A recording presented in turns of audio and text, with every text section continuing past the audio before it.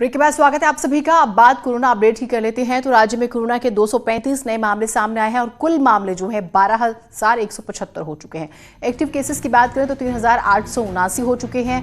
मौतों की बात करें तो 152 लोगों की जान जा चुकी है। देहरादून की बात करें तो 49, हरिद्वार में 55, नैनीताल में 21 नए केस मिले हैं। चामोली में 25 और टिहरी में 32, उत्तरकाशी में 23 केस सामने आए हैं। उधम सिंह नगर की बात करें तो 21, पौड़ी, चंपावत, अल्मोड़ा में 3 मामले सामने आए हैं। तो ये प्रदेश का कोरोना अपडेट हम आपको दे रहे हैं।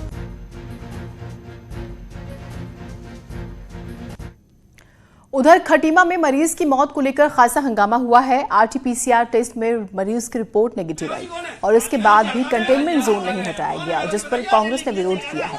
कांग्रेस कार्यकर्ताओं की अगर हम बात करें तो बीजेपी के जो कार्यकर्ता थे उनके साथ खासी बहस हुई और काफी देर तक हंगामा होता रहा।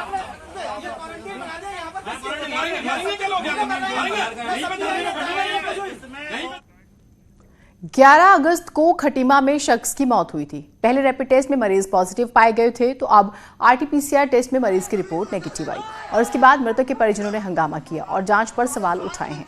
डीएम ने इस मामले में जांच के आदेश दिए हैं, लेकिन सवाल यह है कि अगर मरीज कोरोना पॉजिटिव था ही नहीं तो फिर मरीज को एम्बुलेंस क्यों नहीं मिली।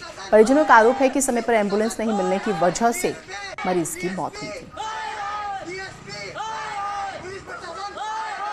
एक हफ्ते बाद आज रिपोर्ट आई है उनकी कि उनको बोला गया है उनकी रिपोर्ट नेगेटिव है। मेरी भी रिपोर्ट नेगेटिव आई है।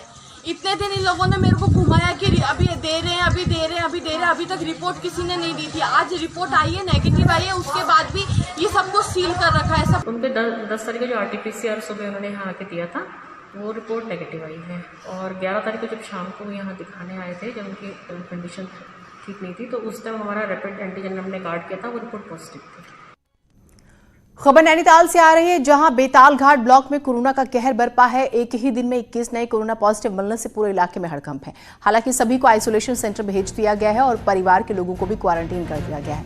वहीं ब्लॉक के थापली गांव में आवाजाही को पूरी तरह से बंद किया गया है।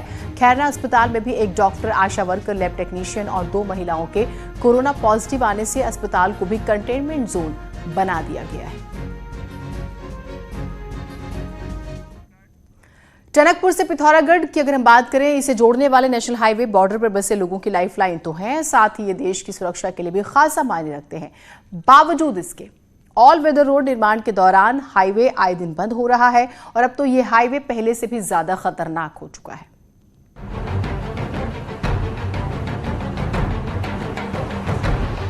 चीन और नेपाल बॉर्डर को जोड़ने वाला पिथौरागढ़ टनकपुर हाईवे इन दिनों पटरी से उतरा हुआ है।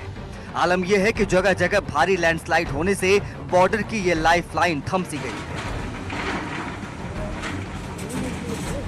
ये अहम हाईवे पिथौरागढ़ और चंपावत जिले को बाकी दुनिया से जोड़ता ही है, साथ ही सामरिक नजरिए से भी खासा अहम है। इसी हाईवे के जरिए सुरक्षा बल चीन और नेपाल बॉर्डर तक पहुंचते हैं। यही नहीं, बॉर्डर पर तैनात जवानों के लिए जरूरी सामान भी इसी के जरिए पहुंचाया जाता है। दिक्कत तो रोड ब्लॉक होने से बहुत ज़्यादा हो रही है आने जाने में। बाद में फैमिली को लेके आए हैं तो फिर लगेज वगैज है, इस चक्कर में बहुत आने जाने में। ऊपर से पुल जब पार कर रहे हैं तो ऊपर से पत्थर आ रहे हैं, उसका जान वान का खतरा हो रहा है बहुत ज़्यादा। साथ में बच्चे हैं, हुए हैं, लगेज है, भाग भी नहीं सकते ऊपर से पत्थर। 2016 से इस हाईवे को ऑल वेदर रोड में तब्दील करने का काम चल रहा है। रोड की चौड़ाई 12 मीटर की जानी है और पहाड़ काटने के फेर में 6 से ज्यादा डेंजर जोन बन गए हैं और इसी वजह से वहां पर आए दिन लैंडस्लाइड होता है। 150 किलोमीटर के इस हाईवे में लाख कोशिशों के बाद भी एनएचआई पहाड़ों को दरकने से नहीं रोक पा रहा। काफ़ी कमज़ोर टाइप का बैंड है। इसमें पत्थर लगातार जो है कोहिजन लेस है वो गिरते जा रहे हैं और ये जब तक ये स्लोप पूरा अपना मेंटेन नहीं कर पाता तब तक दिक्कत ही रहेगी सर अभी।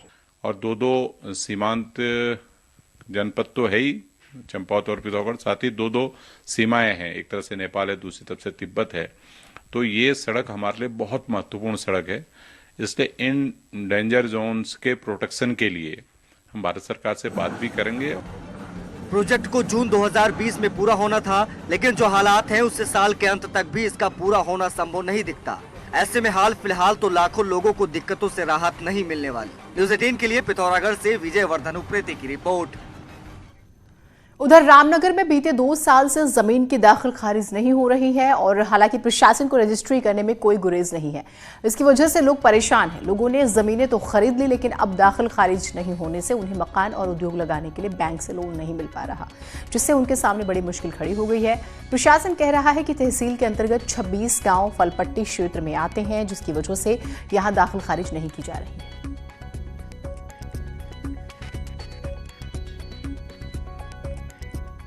नैनीताल के कुछ जुनूनी युवकों ने शहर की सबसे ऊंची चोटी साइकिल से फतेह की है। 7 युवकों का दल जो है वो नैनीताल से ट्रैकिंग वाले रास्तों में साइकिल लेकर चढ़ा और इसके बाद महज कुछ ही देर में इन युवकों ने सबसे ऊंची चोटी तक का सफर तय कर लिया।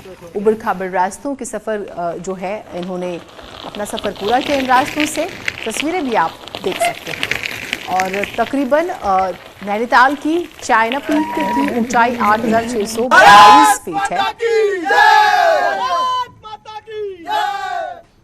हरिद्वार के आसपास कोरोना संकट लगातार बढ़ता जा रहा है। राजाजी पार्क के चीला रेंज में खासी सतर्कता बढ़ती जा रही है। चीला पावर प्रोजेक्ट कॉलोनी में कई संभावित मरीजों के मिलने के बाद यहां मौजूद पालतू हाथियों को अन्य रेंज में शिफ्ट किया जा रहा है।